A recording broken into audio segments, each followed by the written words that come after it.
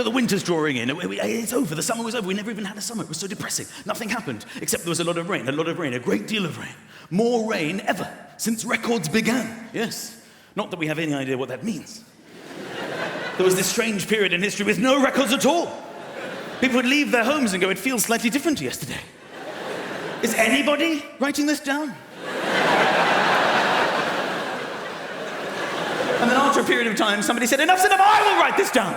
I would like to announce that records have begun. That first day must have been quite a record-breaking day, don't you think? It's the hottest, wettest, windiest day since records began! This morning, I've only just doubted. They said about the wind as well on the weather. Who cares about the wind? Could it be a stiff northeasterly breeze?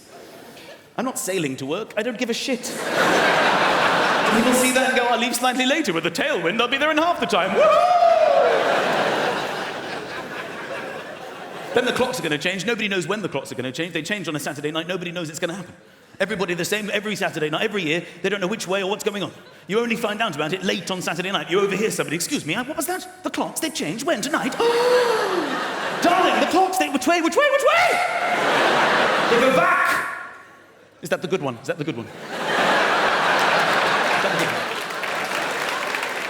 How many years do we need to be alive before we know when they change and which way? An extra hour! Woohoo!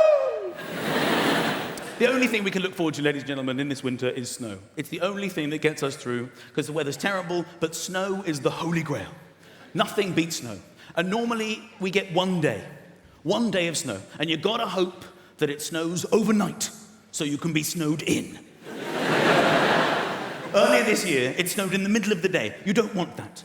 I was waiting for my bus, and where I live, there's no tube. You have to wait for the bus. The buses actually originate there. The bus is already there. So it's even more frustrating. I'm waiting for the driver. We've got everything we need. We're looking for people. Can you drive this thing? And that's when the snow came. Amazing, instantly landing snow. The best of snow. I mean, the most unbelievable snow. And then I realized, oh my God, I could get snowed out. This is not what I need. The driver shows up. And he says, ladies and gentlemen, I regret to inform you, due to the chaos on the roads, it's been snowing 8 seconds at this point. We're cancelling the bus. There will be no running of this service. And we're like, well, hang on a minute. We bought our tickets. What are we going to do? How are we supposed to get home? There's no way to get home. What are we going to do? And he said, don't shout at me. I actually live at the other end of this bus route. I take this bus home, and then I'm relieved by another driver. And we're like, well, this is a very interesting development. How are you going to get home? There's only one thing to do. Walk. It's the only way we can get home. It's the only way at all. I'm like, fine, okay. So we walked the bus route, led by the driver.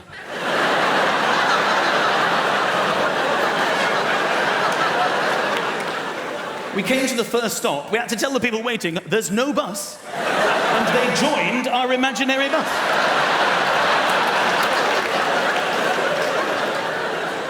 It was getting bigger and bigger. I looked behind us, I could see the next imaginary bus. Not a bus, just people walking. And it was catching up fast, because no one to pick up from the stops. And the driver saw this as well, and he turned around. He said, when we get to the next stop, don't tell them anything. Keep walking, they can get on the next one. I thought this was one of the funniest things that ever happened to me. I said to the woman walking next to me, I said, this is hilarious. We're on an imaginary bus. There's a driver. There are old people walking. And this is funny, right? And I thought we were on the same wavelength. But now I remember I was doing most of the talking. Because she said, I'd love to chat, but this is my stop. She got down to an actual bus stop and then walked in the direction we had just come from. And the thing I never bargained for with the kids is that they get sent home with homework from what, the age of 3 now, is it? Yeah, don't they? What a total waste of time. What these teachers don't understand about children of that age group is that you can divide them into 2 categories. There's the first kind of child who will look at a piece of paper with a sum on it and think, 3 and 3 equals 6. Then there's the other kind of child who eats the paper.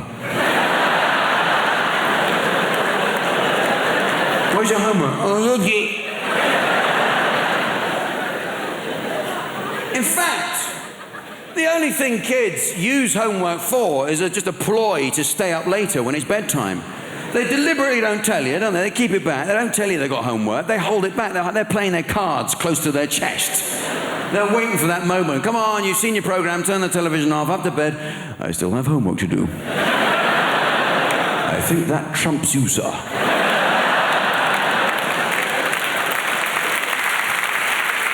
So they got homework, and you have to do the homework with them because they can't concentrate for more than 2 minutes at that age. You've got to sit with them, actually keep them there at the table. If you don't, you go back after 2 minutes, they'll be out in the garden swinging on something. You go, what the hell are you doing? What are you doing? You're meant to be doing... Oh, sorry, I felt like having a swing on something instead. So you have to stand over them while they're doing it. They have to do this... Oh, my kids have this spelling thing. They have to copy out the spelling every night. I don't know if it's humanly possible to move your hand across paper any slower than they're doing at that stage in their writing career. But what I am saying is I find it fucking agonizing watching. 4 minutes later, I've done it. That's good. That's the first letter done. Well done. Jesus Christ!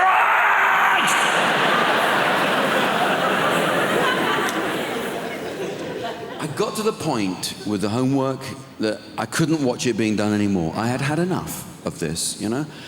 And I was tucking them all in. I'd done it with 3 others, the other 3 kids, and then this last one, you go, I haven't done my homework.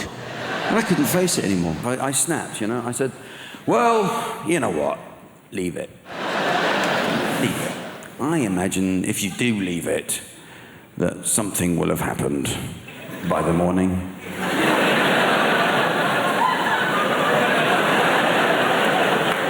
And I did. I went downstairs, got my pencil out, and I did it myself. I did the homework myself. I did it with my left hand, so it looked like proper crap writing.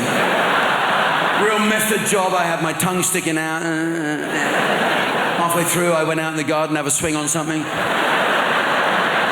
back in, had a glass of milk and a biscuit, got on with the rest of it. And I did it myself, whizzed it off. Don't do it yourself, please. This is my story. Don't do it yourself, because if you do, you get hooked. You get hooked on doing it. You can't go back to watching it being done. You have to do it yourself, and you start to look forward to it. You look forward to the homework. It's like a little quiz every day. You actually know the answer to a couple of these ones. It got so bad, I was doing it night after night, his spelling list. But the trouble is I can't spell. I really can't spell. Hopeless. I mean, in fact, after 4 weeks, we got called into the school. Very sorry to say that your son is educationally subnormal. Take a look at his spelling, I think it says it all. So what can I say? I can't say it was me. Couldn't admit to be me. So, well, he's in a home now. So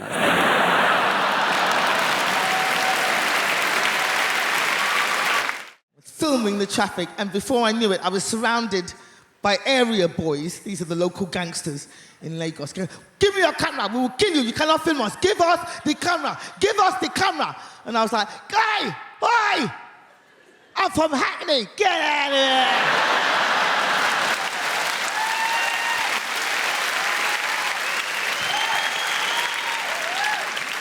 That's right, don't mess with me. I kept my camera. Well, they got the camera, I got the tape, but I got the tape. Nigeria, it's a hustle to live there. It's a hard place to live.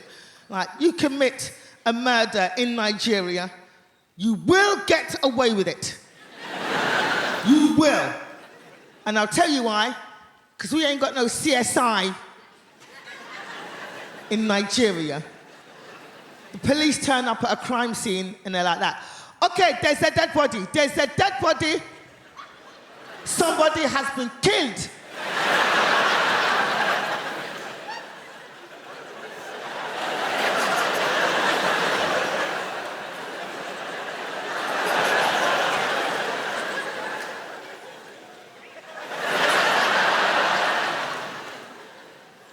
Did you do it? No? Oh, shit. We will never catch the killer. But it's not Nigeria, it's not just Nigeria. I've been all over the world, I've experienced different things, you know. I went to the Caribbean, I went to Jamaica. Any Jamaicans in? I went to Jamaica, I was over there. I was over there with my friend, and my friend's great-grandfather died while we were there. And we went to the funeral home to pick up the body. And as I said, it's a hustle to live out there. There was a guy outside the funeral home trying to sell us stuff as we went in. He came up to us like that. Psst, psst, come here, come here, You want to buy a cheaper coffin? Go inside, get the body, bring it in the alley out the back. I'll meet you on the other side. That wasn't the worst of it, people. That wasn't the worst of it. We went in to pick up the body, and none of the bodies were labelled. I will repeat that. None of the bodies were labelled. We're like that. We're here to pick up Mr. Spencer. And the guy was like that. Right, Mr. Spencer. Mr. Spencer. Which one looks like a Mr. Spencer? You're going to have to look yourself. Come and have a look yourself. Come. Open the coffin. Is that Mr. Spencer? That's not Mr. Spencer? No? All right, then come. What about this one? Is this one Mr. Spencer? Is this... Look inside, man. I know it doesn't have any face, but do you recognize the fit flap? No, that's not Mr. Spencer. All right, come. What about this one? Look inside, man. Look inside. Is that Mr. Spencer? That's not... What are you crying for? That's not Mr. Spencer. What are you crying for? Is that Mr. Spencer? No? Is that Mr. Spencer? No? Is that Mr. Spencer? No? What about this one? No? What about this one? No? Well, after about 20 bodies like that, forget it. Give me that one.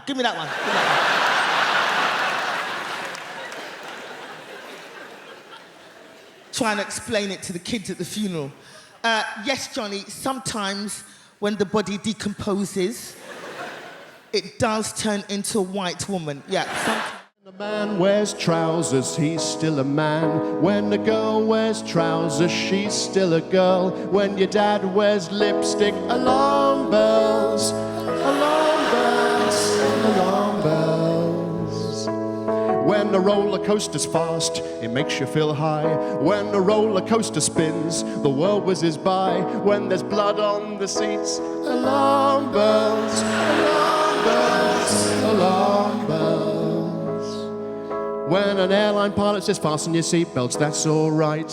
When he says there's a bit of turbulence, it's just part of the flight. When you overhear him say, what does that line mean? Alarm bells, alarm bells, alarm bells. In your life there are sights and smells, but listen out for those alarm bells. For example, I am now a quarter of the way through my act. Alarm bells, there they are, ladies and gentlemen.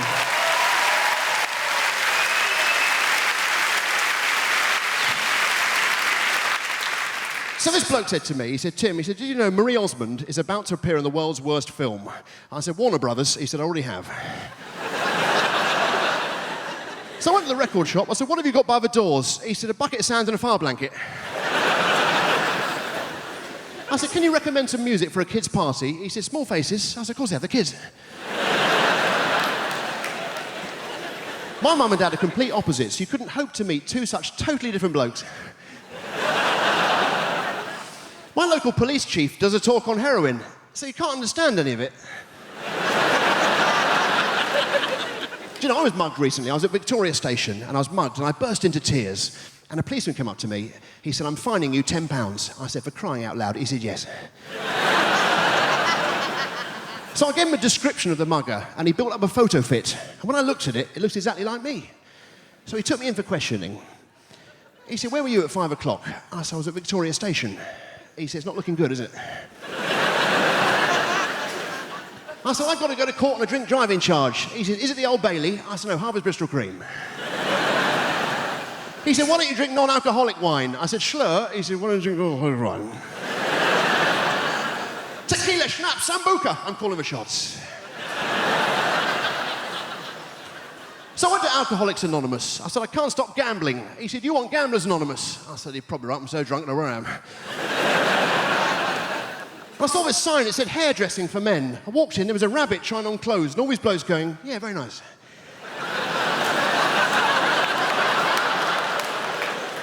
So I went to the cinema, I saw a very sad film, and the bloke behind me suddenly started wailing. I got hit in the back of the head with the harpoon.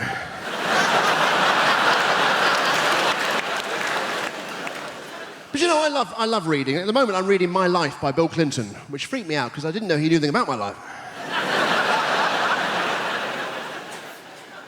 And this bloke said to me, he said, I've got bubonic plague. I said, don't give me that. Ladies and gentlemen, I'll leave you with this. Well, I didn't bring it with me. Today I had dinner with my boss and his wife, and it was a complete disaster. My boss's wife said to me, she said, Tim, how many potatoes would you like? I said, I'll just have one. She says, all right, you don't have to be polite. I said, all right then, I'll just have one, you stupid cow. Thank you very much, good night, God bless. We need to bring back a sense of consequences for our actions. In this world, there are no more consequences for actions, yeah? And what I'm talking about, if there's no consequences in this life, what we need to do is bring back to Britain a simple sense of hell. The idea, if we screw up in this life, right, we will burn in sulphur for all eternity in the next life. Now, this is quite a tough sell, right? You don't like that idea, do you? Right, but hear me out, this is a good idea. We got any Christians present? I need your assistance. Any Christian people here this evening? Yeah, in the pink shirt. What's your name, son? Josh. Fantastic. You're a Christian? So you understand the idea of redemption, eternity, resurrection, eternity in particular. And I do too. I understand the notion of eternity because I went to church on Sunday. Let me tell you this, that service went on forever. If it took me an hour to open a bottle of wine, I'd be drummed out of business. Now, the point is this. How long does it take to own a packet of crisps? Get on with it. Now, we need to bring back... So now, the problem with the idea of hell is no one's frightened of it. Now, I'm going to describe hell for you now, and none of you are going to bat an eyelid, right? And while your body's boiling in the mouldering in the grave, we'll take your soul and boil it in boiling oil for 1,000 millennium. Then after that, 2 sulphurous demons, emissaries of Satan himself, will come along, pull out your kidneys and set fire to them on the red-hot coals of hell itself. Then after this, another demon will come along, pull out your eyeballs, stick them on a red-hot poker, burn them on the hot coals of hell, and stick them up your arsehole, and they'll come out your own mouth with the shit on it. And this will go on forever. So you're not bothered by that, are you? In fact, most of you are laughing at it. Huh? In fact, most of us, being British, are thinking, well, come on then! Call yourself the devil! And that's the interesting thing about hell, isn't it? When you describe it, when someone describes hell, it tells you everything you need to know about that person, right? And what he's like and what his people are like. And I described hell then in a normal British accent, which tells you that we, the British, are stoic, tough people who could take absolutely bloody anything. Right? And that's the interesting thing about hell. It tells you about the people telling you about it. Hell, in a French accent, for instance, sounds like a recipe. And while the body is lying down on the worms inside the flesh, we take out the soul and place it in very hot oil for a long time. Then, once it is tender, 2 demons come together at once, remove the kidneys and place them on the hot coals with a little white wine vinegar, some sea salt, and some rosemary, and cook them till they're brown on the outside but still pink in the middle. Then after this, we take the eyeballs, place them on the hot coals, cook them till they're crunchy on the outside, runny in the middle, on the hot poker, stick them up the arse, they come out the mouth with the shit on. It is delicious. Absolutely magnifique. Hey, you see? Perverts! Perverts, basically, yeah? Hell in a Dutch accent sounds like a pretty good stag do, doesn't it? Hey, and while your body is lying down, we'll take you to the hottest place you can imagine. Imagine the hottest place you can go, yeah? Now go even hotter. And 2 demons will come together and rub oil all over your body. 2 demons together. 2 demons together at once, and then you will take out your kidneys. Oh, your hot kidneys. Your hot kidneys. And place the kidneys in a hot place and cook the kidneys till they're hard, until your kidneys are hard. And then take out your eyeballs and stick them in your bum hole. And this will cost you €45. Hey, I mean, really? But I have developed a new hobby. Some of you probably already do this. I've started listening into people's conversations on the bus and the train. It's quite entertaining. And I was listening not long ago to 2 old ladies, and they were talking about what they would do if they were men for a day. And I thought, this is going to be brilliant, because pensioners are, by definition, bonkers. But I went out to lunch with a couple of my friends, and I thought, well, I'll ask them the same question. So my first friend, I said, what would you do if you were a man for a day? And without even thinking, she just went, I'd have a wank. Ooh. So sounded like she needed to. She sounded awfully tense. But these old ladies, different generation to me and my friends, in their 80s, and one of them just said, Edith, what would you do if you're a man for a day? The other one said, knowing my luck, I'd get a Tuesday. And what can you do on a Tuesday?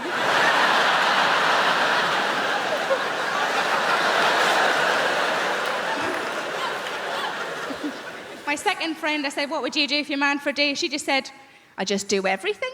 And I thought she meant like in a sexual way. And I said, is that what you mean? Like you just do everything? And I said, is that what you mean? She went, no. Just all the little jobs round the house. But I've been trying to go on a diet. I'm not really very successful. But I find that whenever I go shopping and I can't get into things, you know, when you try clothes on and you're the size you weren't expecting to be, I just come home and I put on a song, and the song is Big Girls Don't Cry. You know the song? There's a couple of versions of it. Big girls don't cry. Such a load of rubbish, that, isn't it? Big girls don't cry. Yeah, they do.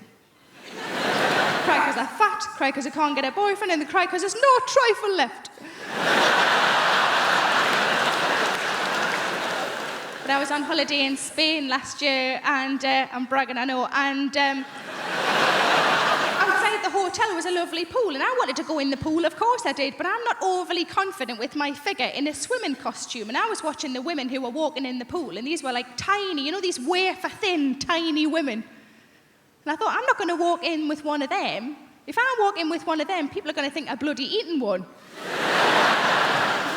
And I wouldn't anyway, because there's no meat on them. So what I decided to do instead is just to walk in with the children, because kids are all really fat these days. If I walk in the same time as a 9-year-old boy who's got bigger tits than me, nobody's looking at me anymore. But like I say, I don't have kids, and most of my friends don't have kids, but I think if you ask any woman who doesn't have kids, what would worry them about having kids would always be childbirth. It's quite a reasonable thing to worry about childbirth. From what I understand, it changes your downstairs, doesn't it? It changes your downstairs. I quite like my downstairs the way it is, thanks very much. Certainly don't want a bloody extension. But it's bound to change though, isn't it? Because you're forcing a person out. That's what you're doing. You're forcing a person out. I've never forced a person out. I forced a couple in.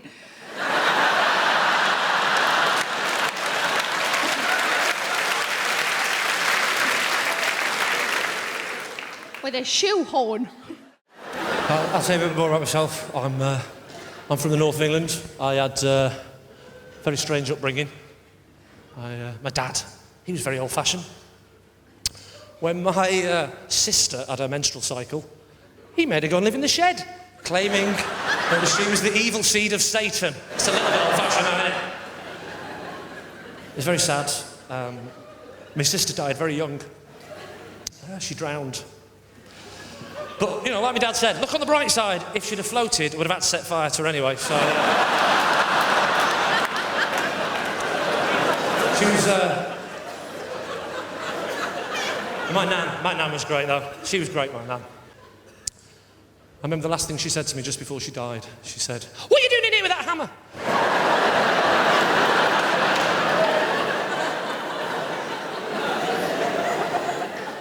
Do you ever do that thing when you're a kid where you try and slip in swear words in front of your nan to try and impress your mate? How many swear words can we fit in without nan not noticing? I'll go first. Anyone for coffee, nan? Anyone for coffee? Is it half a cup?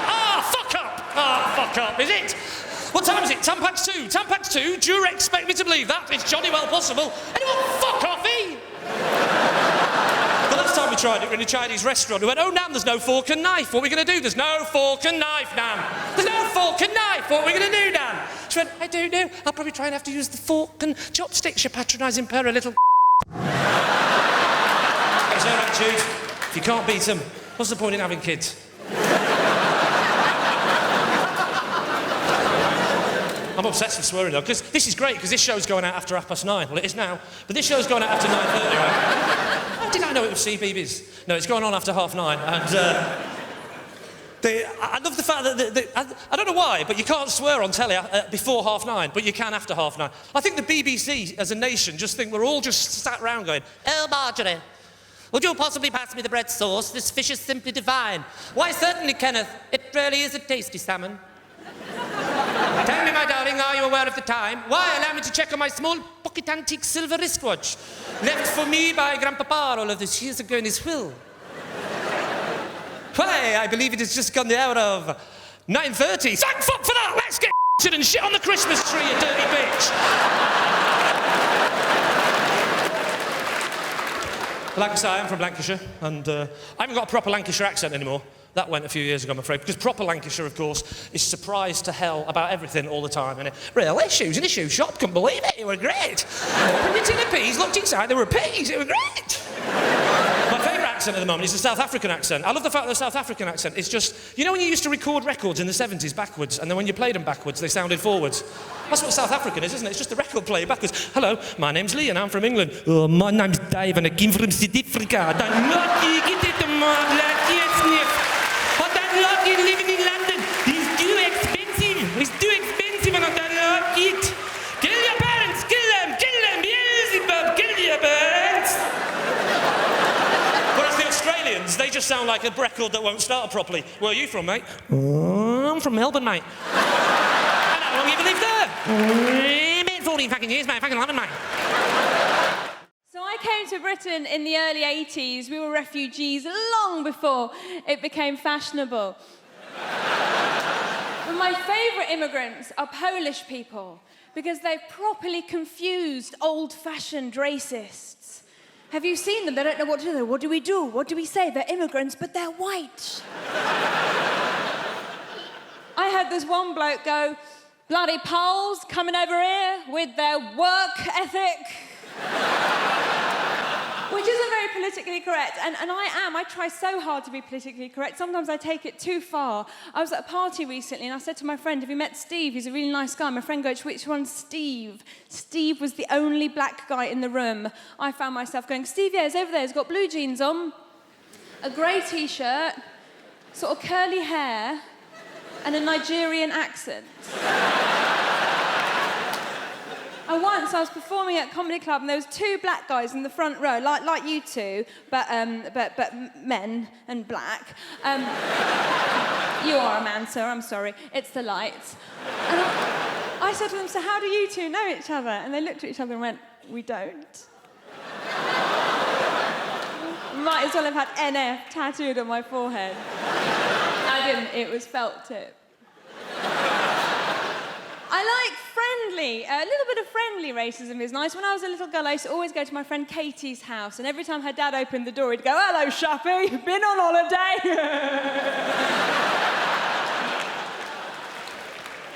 So, I have a little boy, I have a baby boy, I'm a mum, and I'm looking at you, some of you are so young, I could be your mummy if I lived somewhere rural. Like a lot of women, I got to my 30s and I thought, I've got to have a baby now. Why, my mum's still young enough to look after it for me.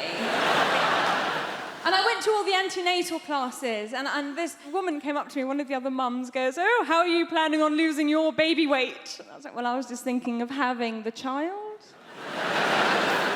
And she was like, oh, I'm going to be a yummy mummy. I'm going to lose all my yummy mummy. That's just like a middle-class way of saying MILF. I was so happy when I found out that I was pregnant. And we had a scan and we knew that it was a boy. And people said to me, why did you find out the sex of your baby? Didn't you want a surprise? Well, it's going to be a boy or a girl, do you know what I mean? The only surprise would have been if it was a puppy. And there are no puppies in my family. There's one goat, it's not a blood relation. Thank goodness I have a child now. It was no fun being a broody Iranian woman. Every time I said to people, my body thought's ticking, they'd hit the ground.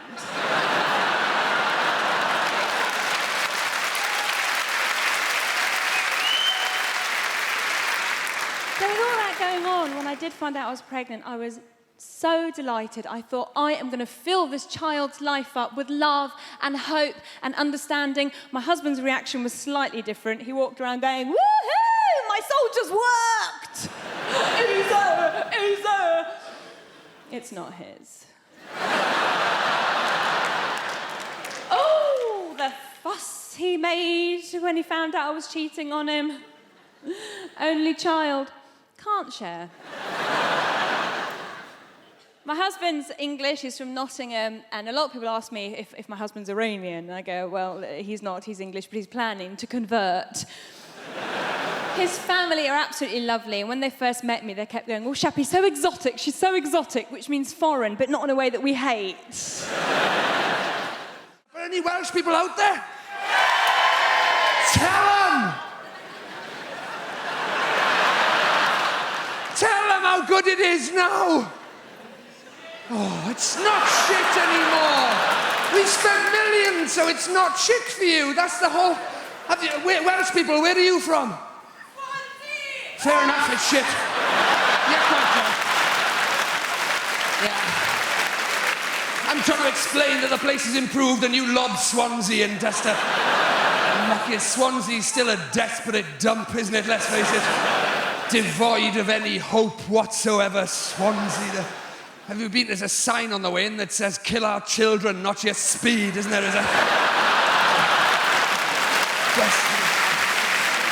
I'm talking about places like Cardiff and the places that have... Yes!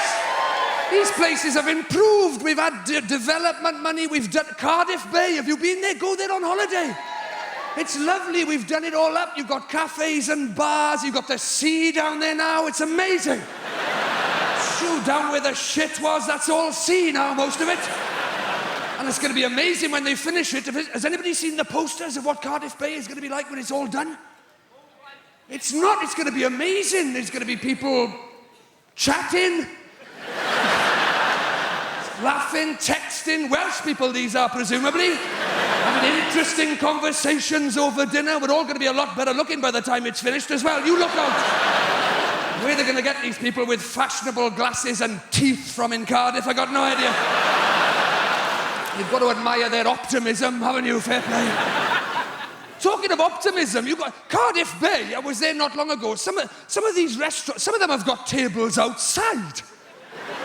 Al fresco dining in Cardiff. They're having a laugh on me. I tried to have a Twix at a bus stop in Wales a few years ago. It was too wet to eat, to be honest with you. Everybody's pretending it's Madrid. Come on, we'll sit outside. Your soup bowl's filling up faster than you can eat it, for Christ's sake. Stop raining! You never get past your starters after 7 hours of soup and rainwater. You give up. So your gin and tonic's overflowing, the little umbrella's blown inside out. Turn it back into the wind! Turn it back into the wind!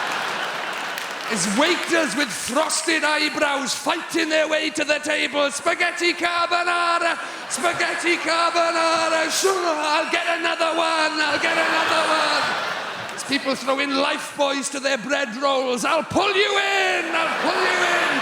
Peas being airlifted to safety. Oh, Wales is improving, even the valleys. Go to the valleys on holiday, even the valleys. They are, shut your face, they're getting better. They're getting better, the Welsh. I did a gig in Pontypridd, in the Welsh valleys. Were you there at the gig I did when there was a piece of sun-dried tomato on the stage? Not bullshit, in a real piece of sun-dried tomato. We couldn't even do the gig, everybody was just staring at it. I couldn't get them back. I couldn't get their attention. That's not local to your area, is it? The sun-dried tomato. Hey, there was a pile-up in the valleys a few years ago because somebody mentioned satsumas. Did you read about that? Somebody's trod in that, haven't they? That's what's happened. Do you live here now, madam? Do you live here? Are you from the valleys? My boyfriend is from the valleys. Your boyfriend? It was probably him that trod in the sun-dried tomato and dragged it all the way back. That's what he probably stepped in the sun-dried tomato in London and took it all the way back to the... He must have been shitting himself on the way back. They'll kill you for that in Pontypridd, won't they? Get it off me, they're gonna kill me, they're gonna kill me. Ditch the shoe, ditch the shoe. My girlfriend said to me, have you been having sex behind my back? I said, who the fucking hell do you think it was? And another thing, it wouldn't kill you to look round once in a while, check how I'm doing.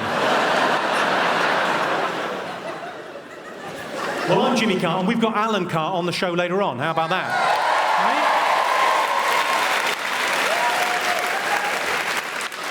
Right? I keep on getting mistaken for Alan Carr, so what I've done is I've stopped sucking men off.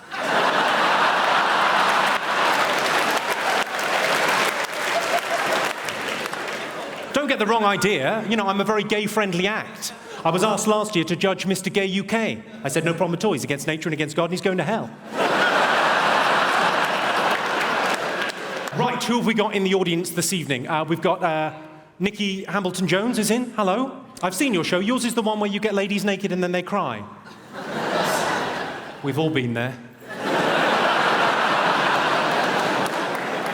For me, that's a very successful Friday night out. Have we got James Morrison? Is James Morrison in the house? Where's he? Can't believe it. Hello, James. How are you? An amazing musician, especially if you find James Blunt a bit rocky.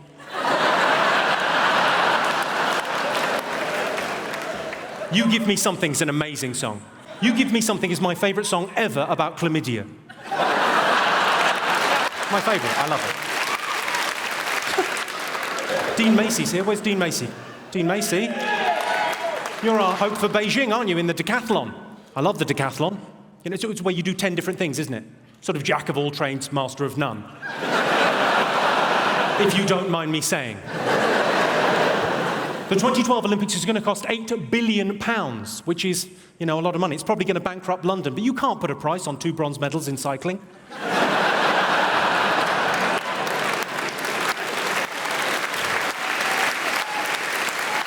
Incidentally, ladies and gentlemen, the highest speed ever achieved on a bicycle was done by a British man, 166 miles per hour on a bike. It was recorded at a level crossing. £8 billion is a lot of money. I mean, for that kind of money, we could have another 3 weeks in Iraq.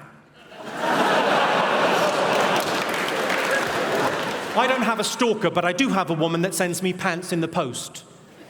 Thanks, Mum. People ask me how I relax, so I tell them. I put Smarties tubes onto cats' legs to make them walk like a robot.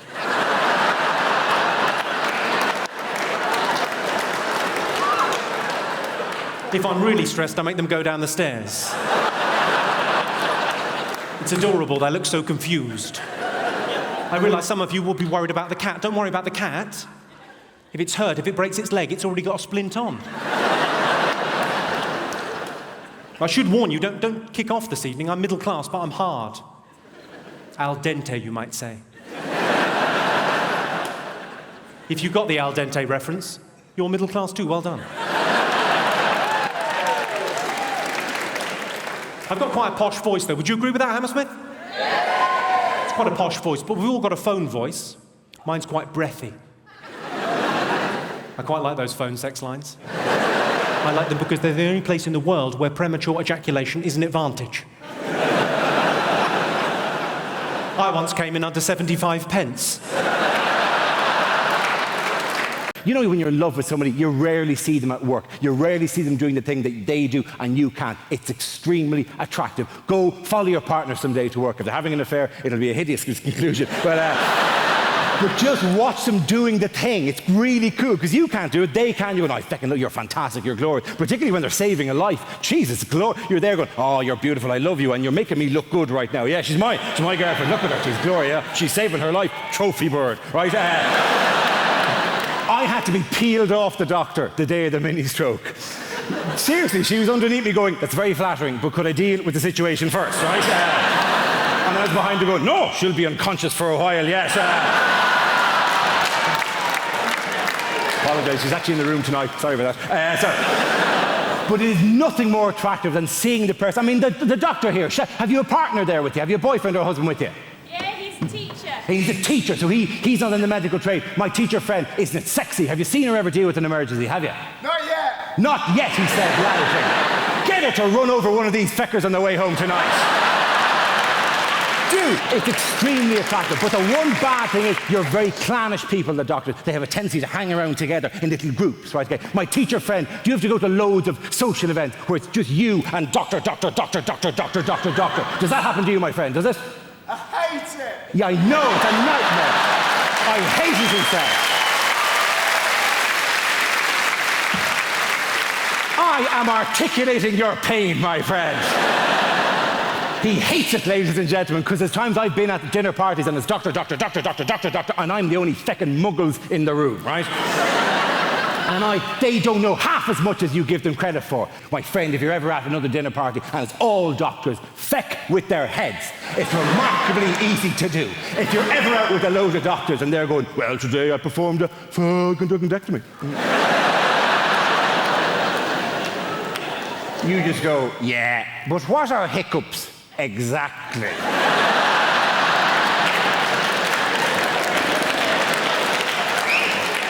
There's many competing theories at the moment. And then you go, why, if you stay in bed longer, do you feel more tired? It's not my speciality, that particular field.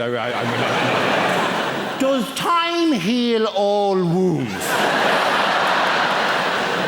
Who the fuck invited you to this dinner party anyway? What are the Oil of Olay 7 signs of aging?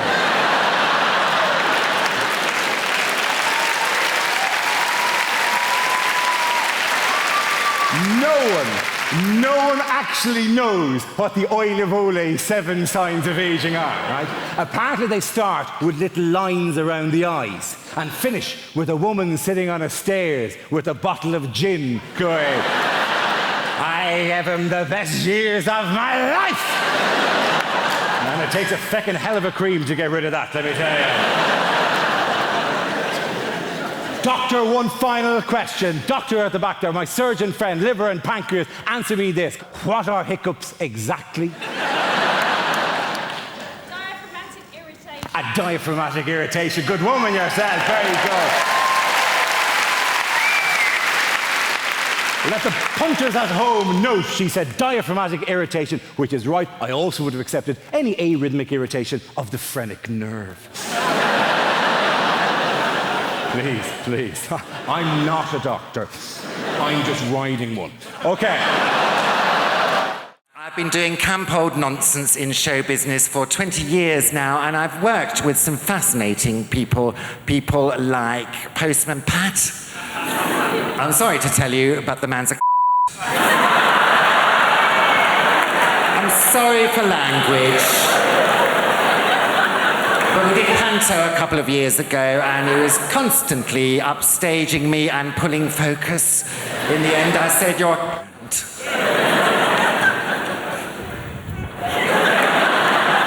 doesn't walk like that off stage, you know, it's all put on. And on the other hand, you know, I've worked with some fascinating people like Dale Winton. Dale Winton and I went to stage school together, and when we were both about 15, we shot up together. Dale is lovely. He'll do anything for anybody, anything from helping an old lady across the road to buggery. There was one awful occasion when he got a bit confused. Afraid so. Bugged an old lady across the road, but she saw the funny side of it. Put it down to youthful high spirits. But if I had to think of a highlight of my career, well, there are two, really. I did 2 Royal Variety performances, and you get to meet the royals afterwards, which is the whole point, really. Have you met them, Abby? Not encountered any royalty, it's just a question of time. The second Royal Variety was in front of Her Majesty the Queen, and I was standing there with Frankie Dettori on one side, and she got to me, and just before she got to me, suddenly became aware of a little kind of smidgen of wind that was trapped within, as can happen, and I thought, well, I can't really drop one in front of the Queen. That's probably treason. So I'll have to get rid of it, and because sometimes you can get rid of wind from whence it came by, you know, willpower and internal squeezing. Well, I had a go at that, but it wasn't going anywhere. So I'd let nature take its course, and unfortunately, on that occasion, I shat myself. Isn't it always the way, though? Just when you're about to meet a monarch. It was all right. I mean, I better just explain, because I'm on this special diet, no wheat, no meat, no dairy, no cigarettes, no alcohol, I barely breathe diet. And as a consequence, my stools are not as other people's. They're very, very compact, kind of capsule-type affairs. hardly any bigger than a Nurofen Plus. And fragrant, I might add. Generally lavender scented, sometimes with a hint of juniper. People use them as drawer fresheners. They will be on sale in the foyer as you leave. Make an ideal Christmas gift. And she said to me, "Oh, very, very good. Were you very nervous?" I said, "Oh, just a tad." And so I thought I'd better get rid of it, and I shook my leg like that, and it shot across the stage. Who should be over there but Dame Shirley Bassey? Well, she's a wise old bird, and she saw it coming, and she deflected it. Like that. It shot through the air. Who should be over there with her mouth open as usual but Claire Sweeney? And I'm afraid... Poor old Claire. She's been talking shit ever since. We're here to talk about relationships. Let's crack straight on with the first slide. Making... Don't laugh at that. That's not meant to be funny, please. Let's not have another Folkestone on our hands, please. Making divorce work. Now, given that it is a rocky ride, an emotional roller coaster, I start off with a joke, ladies and gentlemen, just to loosen us up. Here it is. If you're going to get divorced, you have to be like the man in the toll booth. Why is that, Keith? Well, you have to be willing to accept, this is the joke, change. It's a zinger. When you divorce, there is sweeping change. Changes right across your life, in every area. One of the first things to change is the locks. You may come... Please don't laugh at that, please. You may come home one day and find that your key no longer fits your wife's lock. Another man's key is fitting your wife's lock. And stop that! Stop it! Stop! I'm stamping on that. Riaz, with a Z, please. Stop it. It's not that sort of a show. Well, I mean, it's not a show, is it? It's a talk. But it's not smutty.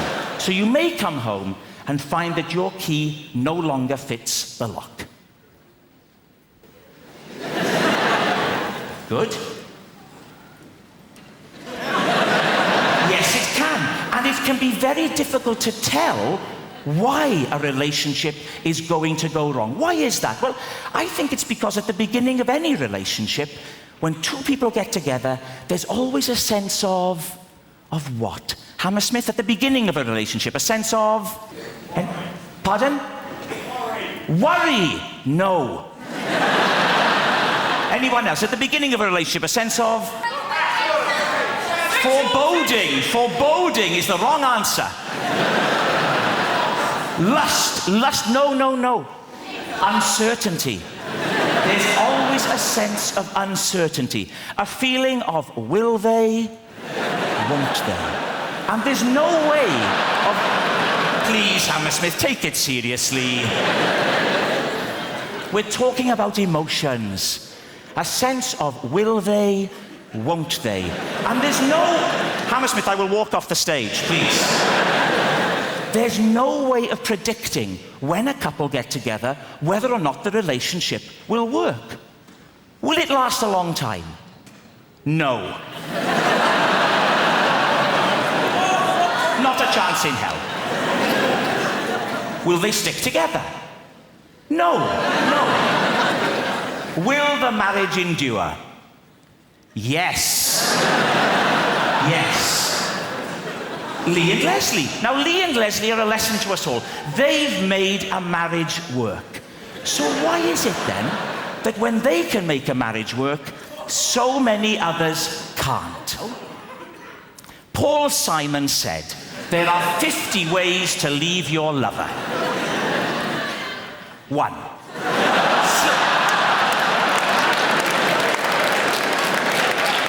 Hammersmith, time out. Please, start to take it seriously. 1. Slip out the back, Jack.